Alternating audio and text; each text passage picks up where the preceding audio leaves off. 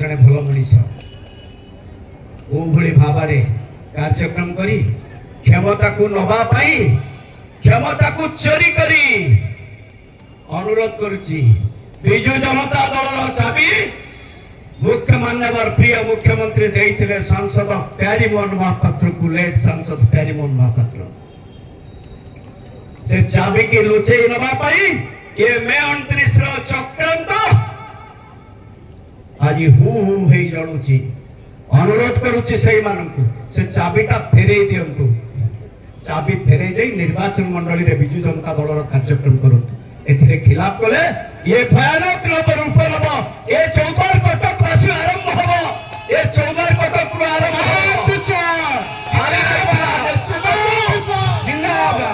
हारी जाइथिबा नेतृत्व को अनुरोध करुची विजु जनता दल कार्यालय जानतु अधिका मुंड न खेलवा आपण मानक माध्यम रे अनुरोध करुची